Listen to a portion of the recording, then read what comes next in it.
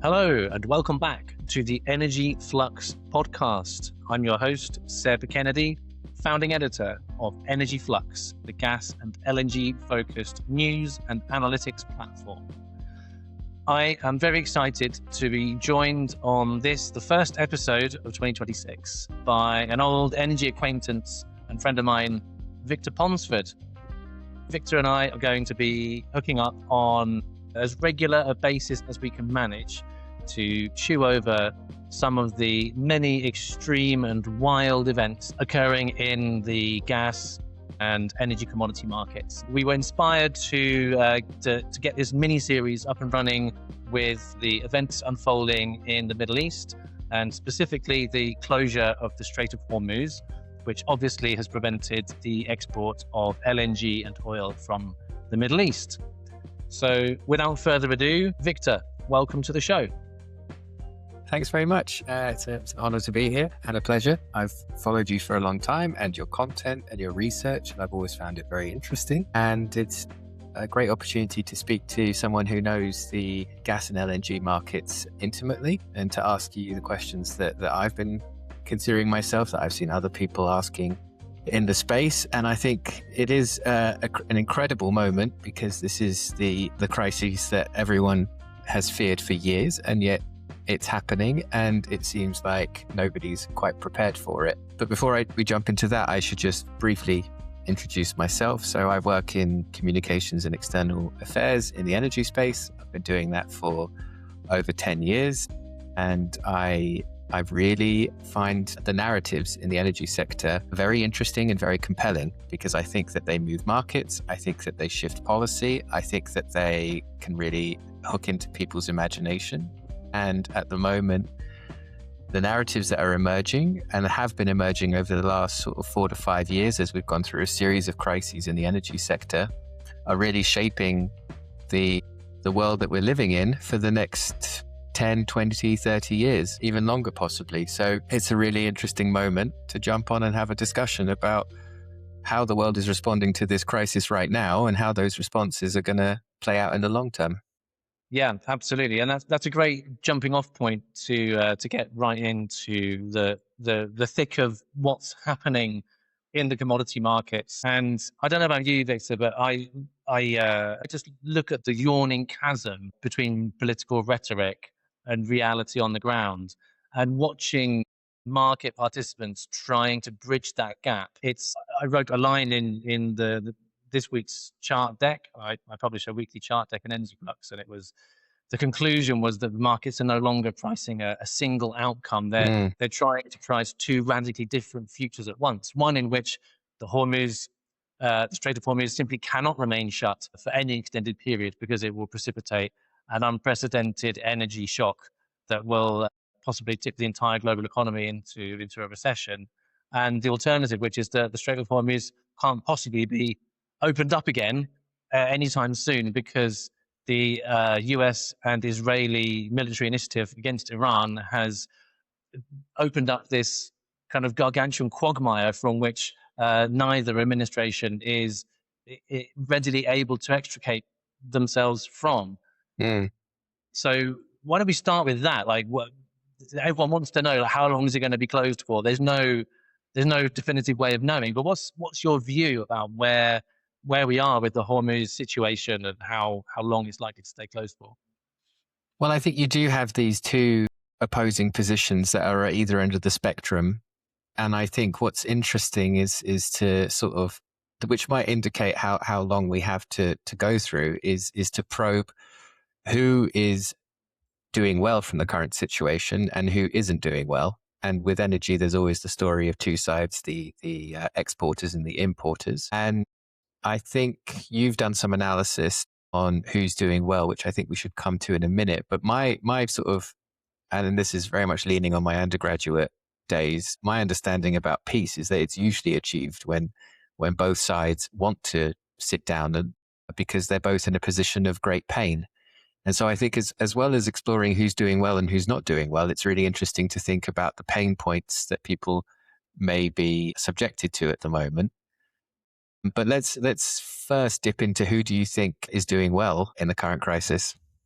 Yeah, well, anybody on the supply side who has access to oil and LNG volumes that are basically not coming from the Middle East or not coming from behind the Strait of Hormuz. So LNG producers, particularly those with exposure to spot markets, are benefiting extraordinarily from gargantuan windfall profits. So I did run some analysis, you're right, in Energy Flux just last week, which modeled the kind of theoretical profitability of each cargo of US LNG that's shipped over the Atlantic into Europe, or which goes around Africa or through the Panama Canal into Asia. And when the war broke out, then the price of gas on traded hubs like TTF spiked pretty much overnight.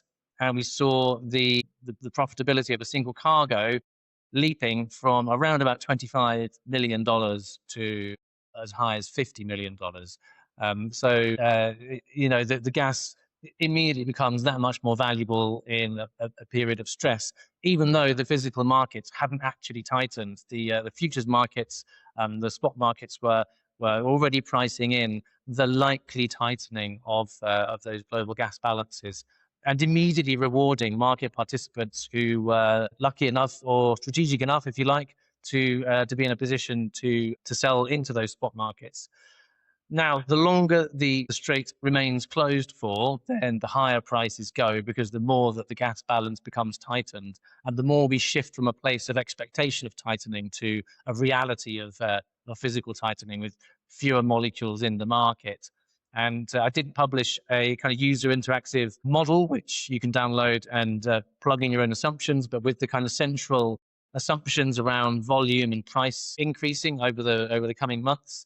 Then I calculated that at today's prices, that exporters and traders of LNG can accumulate about $870 million per week in windfall rents, and that's profit above the kind of pre-Iran baseline. So if you take the 6 months prior to Iran, you have that baseline average profitability of LNG exports into Europe and Asia. On top of that, now then you're looking at around about $870 million per week, and that figure could increase to as much as 4 billion if the force majeure remains in effect for an entire month.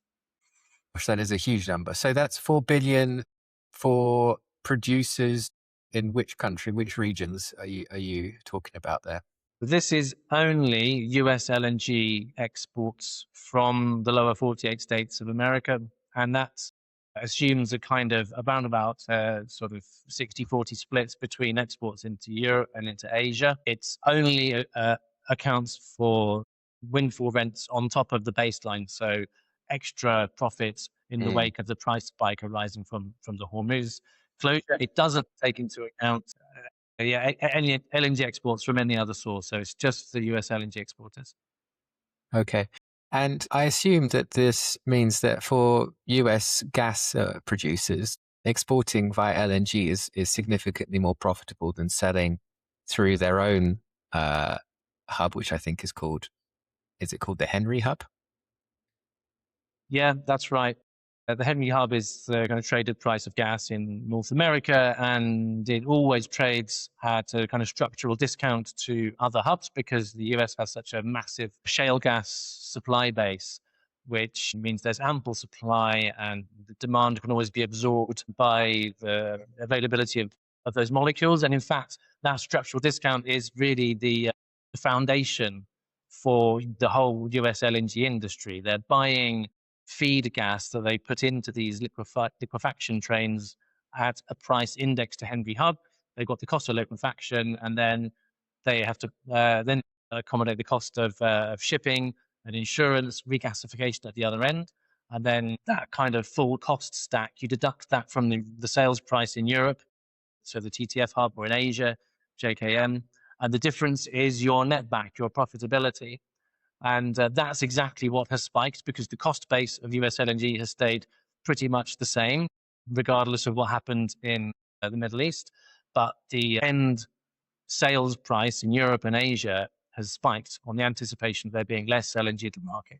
So that's where the windfall rents are coming from. And when you say that the price has stayed pretty much the same in the US, does that mean that US consumers haven't seen an increase in their gas pricing yet? No, so Henry Hub really hasn't reacted in any meaningful way to the spike in prices that's affecting Europe and Asia. But yeah, the main reason for that is because they have this enormous shale gas supply infrastructure, and US LNG. It's a big component of the kind of domestic gas balance in America, but it's still only kind of the kind of initial stages of its current growth trajectory. So if there was more liquefaction capacity, then I think you'd see the US importing price volatility from global markets much more rapidly. And because there is a construction boom underway, and America's going to see a huge increase in liquefaction capacity, around about 50% increase this decade alone, I would anticipate when events like this happen in the future, which they inevitably will, you'll see the US domestic market and domestic consumers being impacted more intensely and more quickly from the imports, the connection with the global volatility. Okay, so at the moment, a lot of headlines about the oil price putting up the price of gasoline at the pump for American consumers, but in terms of gas, they're basically pretty isolated from this. So if decision makers in DC are thinking about domestic voters and their power price, their gas power price, it's not really a factor at the moment. It's not at the moment. And there is a fairly lively debate around the extent to which LNG exports are expected to drive up prices for the domestic market, for domestic consumers. And there's a small but influential lobby of energy intensive manufacturers who are very much against the expansion of the LNG liquefaction capacity along the US Gulf Coast, because they think that it will drive up costs for them and it will affect their industrial competitiveness. And it stands to reason that the more gas you withdraw, that you take out of the lower 48 states and you liquefy and you load it onto boats and you send it around the world, then the tighter the supply demand balance would become in the lower 48 states. The counter argument is that the higher prices that the US will import from global markets will translate into investment signals in the upstream. So you get more shale gas supply coming online to service those higher prices and capture that higher those higher arbitrages for upstream production. The problem is that new supply tends to have a higher cost base than existing supply, because the US shale patch is a large proportion of it is associated gas. It comes out of the ground with the oil. But if you're talking about drilling new gas only wells, dedicated gas wells, you're going to need a structurally higher gas price for those wells to be economic. And that's where I think this whole argument falls down about there being no impact on prices. Because at some point, if you're saying we have to access new gas acreage that might be further away, it has more shipping costs, then you're going to have to see Henry Hub trading at above sort of $5 per MMBTU compared to around about $2.93 where it is at the moment, and that will materially affect the gas and power market in across most of the United States. Gosh, okay, so I think that describes pretty well the picture in the US. You've already told us about how the prices on other markets are rising and rising fast, or have risen fast. And I guess that's to the point that there aren't any strategic reserves for LNG and gas in the same way as oil. You can't just get a club of countries together to build up a storage and then release it. Although, of course, Europe does have access to its own storage. It's normally looking to refill it at this time of year. So I think a lot of the commentary is that there's basically a fight for ships and LNG ships between Asia and Europe. How is that contest proceeding?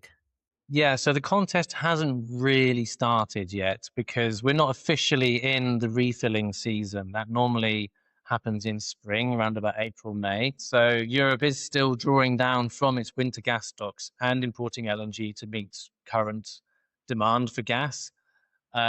So the problem is that the futures markets are already pricing in that contest from happening. So you look at the forward price of gas for delivery on the TTF, which is the benchmark gas trading hub in Europe, and it's spiked all the way along the forward curve in anticipation that there's going to be this competition with Asia now where there wasn't likely to be, because Asian demand for LNG has been actually surprisingly flat over the last 12 to 18 months. And there was a fairly relaxed view in Europe, which is that, well, Asia just seems to have kind of gone cold on LNG, which gives us a clear run at scooping up all the flexible cargoes of LNG and docking them at European terminals and injecting all of that gas into underground storage. And then we enter the following winter with a really healthy balance of, like, say, 90% full level across all the European gas storage sites.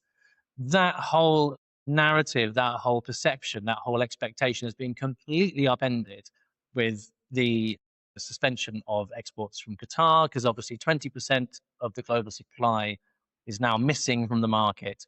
And that 20%, the vast majority, I think about 80% of it, went to Asia. So countries like India, China, Thailand, Bangladesh, these are all the countries most exposed to the physical loss of those cargoes. And they're already having to dip into the spot market to replace those cargoes at an immense premium, at a massive extra cost. So the fusion market in Europe is instantly pricing upwards and bidding up the price in anticipation that Europe is going to have to outbid those consumers in Asia in order to be able to refill its gas stocks, or run the risk of going into next winter with perilously low levels of gas held in storage. So I think at this point it's really interesting to you've got the US as basically the only bulk provider of LNG to the market at the moment, and then you have Europe and Asia lining up to compete for its cargoes. What is Europe uses LNG primarily, I think, to generate power, but is that the case across the whole world? Is everyone using LNG for the same thing? Well, everyone uses it for different things, don't they? In Europe, there's a kind of semi-integrated gas market, so it just ends up being used for all different purposes that all sources of gas get used for, whether it's pipeline gas, domestic production, or LNG. So yeah, it's split between power generation, residential heating, particularly in winter, and as an industrial feedstock. Those are the three main demand centers or use cases for gas.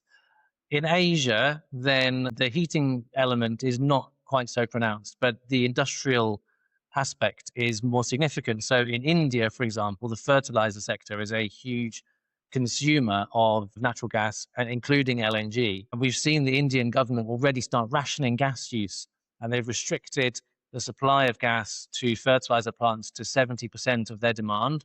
So you're going to see 30% of fertilizer production shut in India, according to the current regulation. They're prioritizing domestic consumers so that people don't kind of have to go without. But at the same time, that means something has to give, and it's industry that's being hung out to dry. And that has enormous repercussions because obviously fertilizer exports are essential in the planting season, which we're just coming up to in the northern hemisphere, at least, for crop yields. And so that's why this Hormuz closure has repercussions that go way beyond energy, and they will spill over into things like groceries, food, cost inflation, cost of living, and all of these problems that we kind of had hoped we turned our back on in, I'd say, across the whole world, but particularly Europe after the events of 2022. Well, we could be plunged back into another energy-driven inflationary cost spiral. Mm. So lots of different uses for LNG. It's not just about keeping homes warm or keeping factories going. And at the moment, it seems like the first answer is either buy more at a higher price or do less. So the demand that's being destroyed at the moment, what happened in the last crisis? Did that demand resurge again afterwards, or do you think it's basically, even if Qatar LNG comes back on under the most optimistic scenarios, which I guess is sort of 2, 3, 4 weeks, do you think that the damage that's been done is lasting, or do you think it might come back? So yeah, that's a really interesting question, because I think first of all, we've got to look at the different kinds of damage that are being done. So there's one which is the physical damage to the liquefaction plant itself in Ras Laffan in Qatar, and which experts say can be repaired in like a month or so. And then there's the damage from the higher prices that this period is going to inflict upon consumers, and whether people will simply turn their back on gas. And I think, having had the experience of 2022 so kind of fresh in the memory, and then to be heading into what could be an even bigger gas price shock, it really is going to be a kind of double whammy for particularly policymakers who are thinking strategically about the role of gas in their energy systems, the, the, the viability of using gas, particularly LNG, as an energy transition partner. Because if this is going to happen every 4 years, then it's going to make the energy transition and just running your economy that much more expensive. So I think that tethering your economic fortunes to this extraordinarily volatile commodity, the scales are falling from people's eyes more and more that this is just an incredibly volatile commodity. It doesn't really live up to the purported benefits, which were flexibility, but it's only flexible to the extent that you can outbid the rest of the world when supply tightens, which it invariably does. So I think that's a major, major consideration and a kind of the core epicenter of the damage that's going to emanate from these events for the long-term role of gas in or LNG specifically in particularly emerging markets because they're so price sensitive. Europe kind of just pays whatever and absorbs the cost. I think in emerging markets, it's very much a case of, well, we literally have to go without. Yeah, which obviously has huge implications when you described earlier how it's essential for fertilizer production, and many of these countries produce food domestically for export, but also to feed their own populations. And so if they can't buy gas to produce fertilizer, to produce food, it starts looking like a bit of an omni crisis. Never mind inflationary increases in prices. It sounds like it could be across the board pretty disastrous. And that's before we even talk about oil.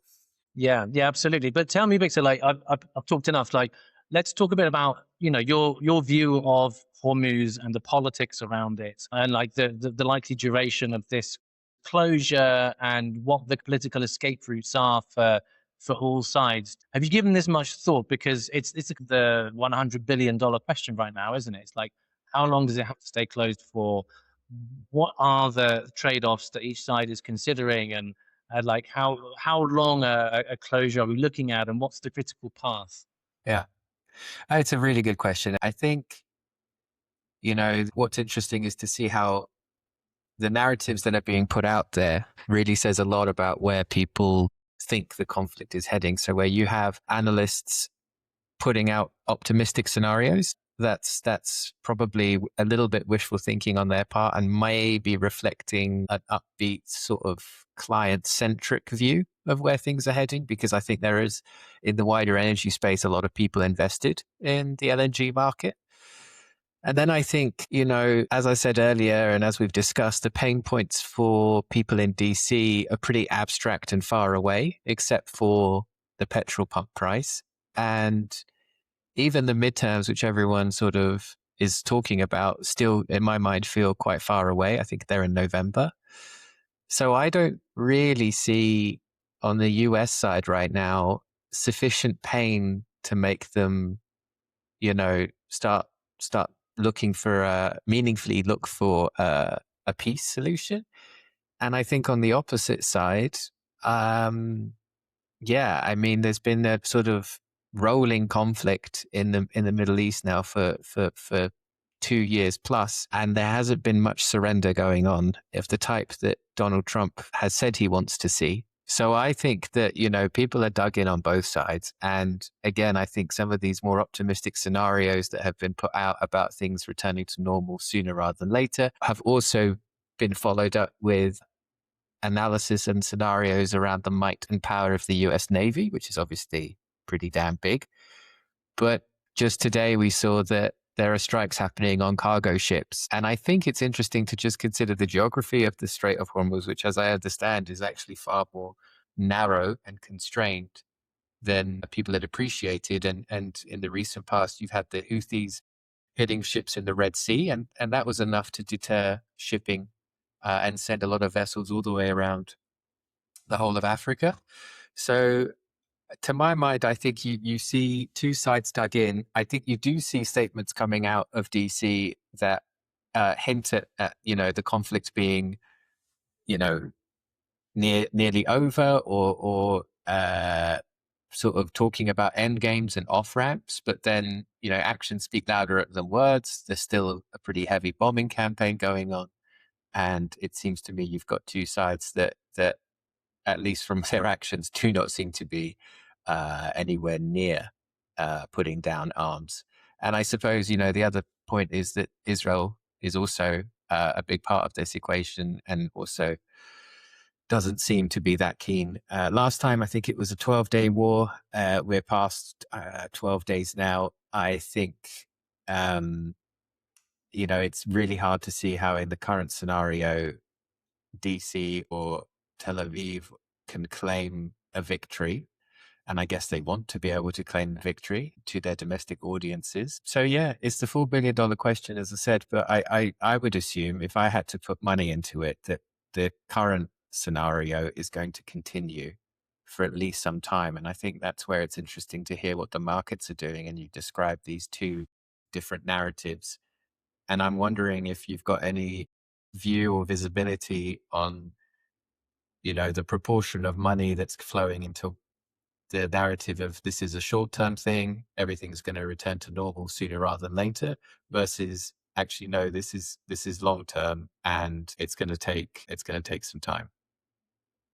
Yeah, so I do have a way of gauging that, and I published this in the Energy Flux chart deck. I have a kind of regression model which I'll try to explain in the most accessible and least boring terms. But basically, this is a kind of data model I've created to understand and decipher where hedge funds are positioning on the forward curve, because obviously they can take positions in the market.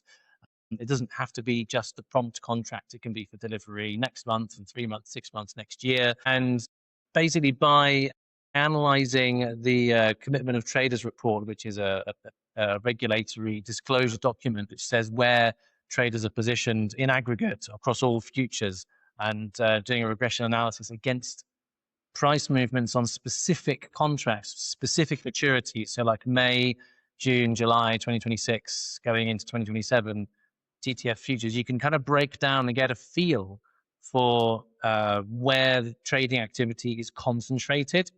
So it's a long way of saying I have a clever data tool that kind of gives you a clue about where the hedge funds are placing their bets. Before Iran, they were all betting very heavily on there being a kind of strong procurement of natural gas over this coming summer. And then the kind of outer reaches of the forward curve going into next winter, there was really no interest in trading those contracts. Going into 2027, when we are going to have a much greater supply of LNG, then again, there was no real interest in trading those long dated contracts, because I think the narrative and the assumption was we're going to have amply supplied markets. Their gas might even become quite boring. Maybe they're even pivoting into different commodities for the kind of post next winter period. The week after the invasion, then we saw a massive change in the way that the funds are positioning in the forward market. So the hedge funds have gone from trading those kind of prompt and summer 2026 contracts, and now they're showing a really strong renewed interest in much longer dated TTF futures. And I read this to mean that they see that Europe is probably going to not refill its gas storages as high as they would have done without war in Iran this coming year, so in summer 2026, that they're going to essentially kick the gas crisis can down the road, go into next winter with those low storage levels, and then face an even bigger refilling challenge in 2027. And so they're positioning accordingly with these kind of bullish bets that the price will go up in next winter and the following spring and summer in 2027. So essentially, what this data model is saying is that the hedge funds are betting on there being very long-lasting consequences from impacts that have already occurred. And that's not even to assume that Strait of Hormuz remains closed until next year. We're not saying that at all. We're just saying that the current market view of the funds is that the gas market is going to be materially tighter for many, many months, probably going all the way into like the first half of 2027. Okay, that's fascinating. So they're basically betting that Europe, and I guess the procurement of gas in Europe is mostly done by private companies who require these volumes in order to run their operations, whatever they might be. So they're basically betting that European buyers are going to dither and wait on the hope that things might change. Yeah, and especially because when you buy gas and put it in storage, you need to hedge You hedge your sale price. And the way you do that is you buy cheap in summer when demand is low, and you hedge your sales in winter when demand is high and price is higher. So you lock in that spread, the summer winter spread. But of course, what happened when the US and Israel started bombing Iran is that the summer winter spread inverted, because the funds immediately assumed that there's going to be an almighty rush for gas in the summer. So that pushed the summer price above winter. So if you buy gas now at today's prices and you lock in the negative spread, then you're looking at carrying hundreds of millions, if not billions of euros of losses in the gas that you've held in underground storage. And I did run some numbers in Energy Flux, and so let's assume, right, that you were to refill European gas storages to 90% full at today's prices and hedge your sales at today's prices for delivery in winter when you take the gas out, and you're looking at, I think it's about €2 billion loss. So nobody's going to do that. No gas storage operator in their right mind is going to buy gas that they know they're going to make a loss on. So the gas refilling simply won't happen. And I think that's why the funds are looking at this and saying, well, okay, if gas storage is uneconomic now, then they're probably going to have to do it in 2027. And so they're kind of betting on that happening later. Yeah, I think, you see, I think my take on the politics of this is, or maybe this is where the intersection of politics and markets come together, and in particular for people who for traders and others that are watching what politicians and policymakers say, is that there still seems to be some assumption that you have a conventional US government that says what it means and does what it says. And I think whether it's the sort of statement that said that actually the US Navy had escorted I think there was a statement saying that the US Navy had escorted some ships through the Strait of Hormuz. And then I think a few hours later that was backtracked, and you can see a huge swing in the oil price when that happened. And again, the sort of dissonance between the statements coming from the White House and then what's happening on the ground. And yet that's all they have to go on still, right? I mean, that's how it sort of works, is that you have a commander in chief who makes statements that are about their intention, and then markets and other people react accordingly.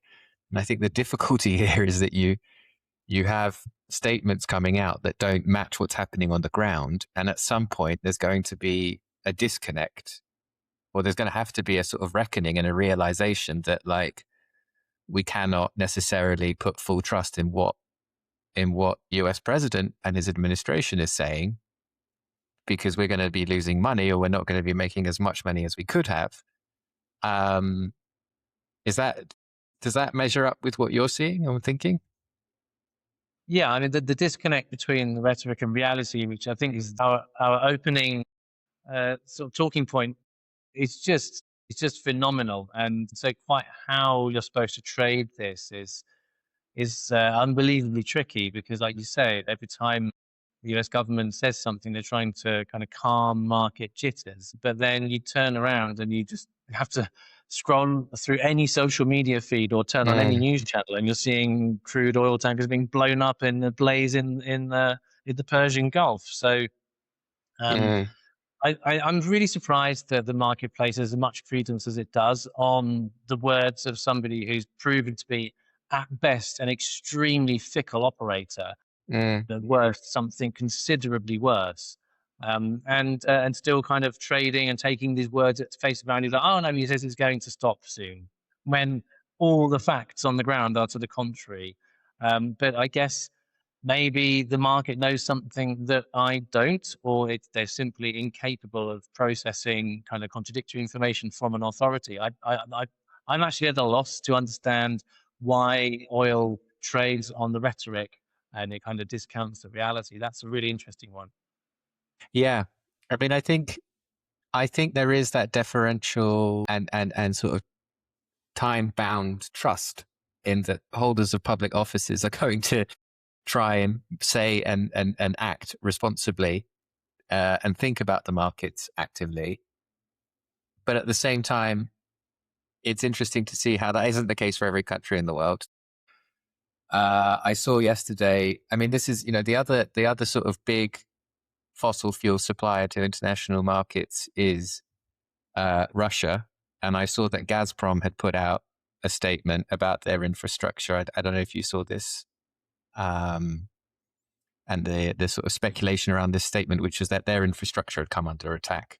Yeah, I did see that. Quite an unusual statement from Gazprom. They never really divulged that sort of information, but their communications campaign recently has been very nakedly driven towards engineering a perception of scarcity in Europe, exploiting this moment of weakness on an import-dependent region with which it is de facto at war, and using that leverage to deliver political outcomes for the Kremlin. But you're absolutely right. The whole Ukraine situation, we haven't even touched upon that yet, and maybe we should probably say for another episode.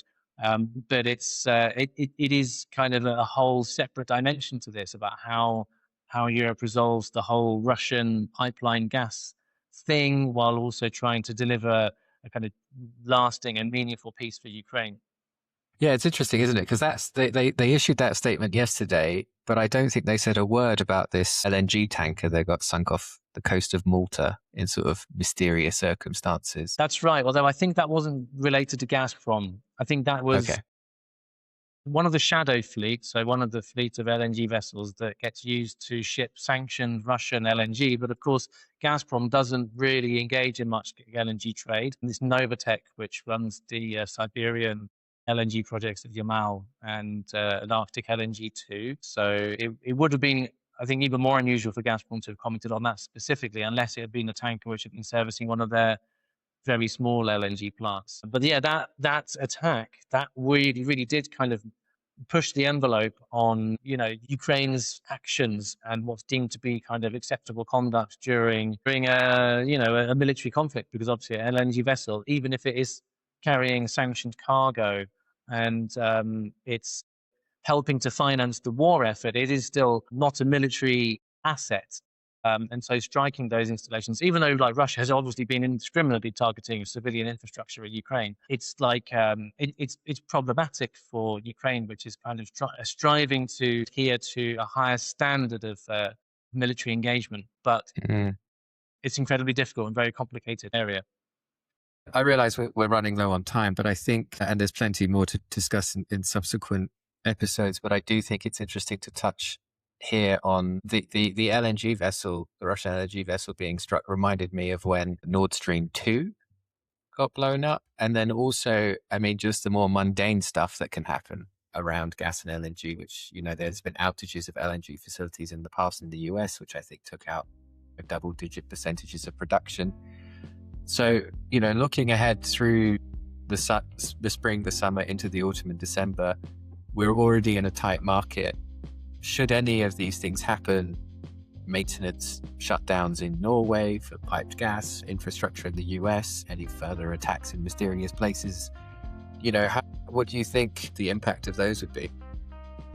So I'll keep it brief because we're up against time, like you said. But basically the whole narrative around a structurally looser market has been at the very least delayed by, I'd say, about a year. So any unforeseen outages, regardless of the cause, is going to have an outsized impact upon prices.